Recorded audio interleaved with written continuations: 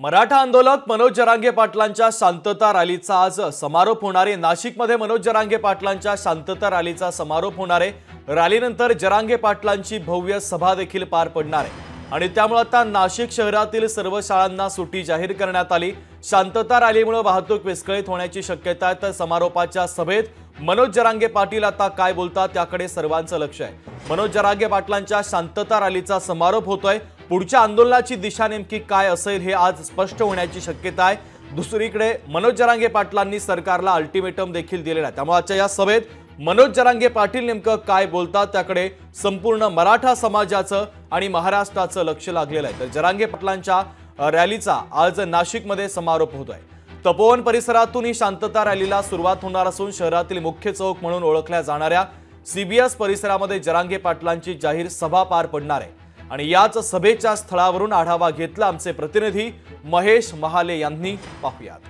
मराठा समाजाला आरक्षण मिळावे यासाठी शांतता रॅलीचं समारोप आज नाशिकमध्ये होणार आहे। खरं तर पश्चिम महाराष्ट्रापासून मनोज जरांगे पाटील यांची ही शांतता रॅली जी आहे ती सुरू झालेली आहे आणि हिचा आज समारोप हा नाशिकमध्ये होणार आहे। त्यामुळे नाशिककडे विशेष असं लक्ष या संपूर्ण राज्याचं लागलेलं आहे, कारण मनोज जरांगे खुद्द नाशिकमध्ये येऊन भुजबळांना काय आव्हान करतात हे देखील पाहणं तितकंच महत्त्वाचं ठरणार आहे। तर या ठिकाणी जर बघितलं तर सांगता रॅलीची समारोपाची जी तयारी ती पूर्ण या ठिकाणी झालेली आहे। आतापासूनच या ठिकाणी गर्दी होणं जी आहे ती सुरुवात झालेली आहे। तर मोठ्या संख्येने मराठा बांधव हे नाशिकमध्ये येण्याचा अंदाज वर्तवला जात आहे। साधारणतः लाखोच्या संख्येने मराठे हे नाशिकमध्ये दाखल होणार आहे आणि यासाठी खरं तर मराठा समाजाच्या जे स्वयंसेवक आहे त्यांनी मोठ्या प्रमाणात त्या ठिकाणी तयारी केल्याचं दिसून येतोय आणि या ठिकाणी 2000पेक्षा जास्त स्वयंसेवक असणार आहे। तर या सांगता समारोप रॅलीमध्ये कुठल्याही प्रकारची अडचण येऊ नये यासाठी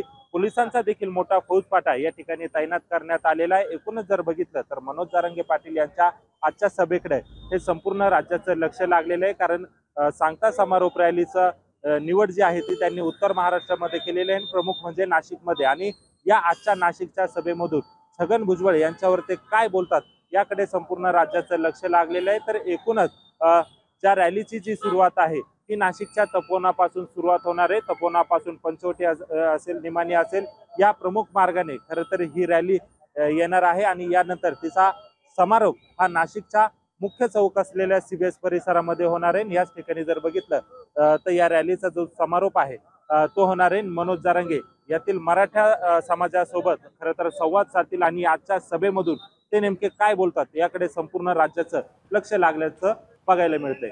महेश महाले, लोकशाही मराठी, नाशिक। लोकशाही मराठी ऐका, पहा, जागरूक रहा।